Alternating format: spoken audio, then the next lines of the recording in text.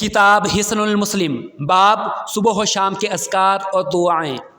اللہم عالم الغیب والشہادۃ فاطر السماوات والارض رب كل شیء وملکہ اشہد ان لا الہ الا انت اعوذ بک من شر نفسی ومن شر الشیطان وشرکہ وان اقترف علی نفسی سوءا او اجرہ الی مسلم۔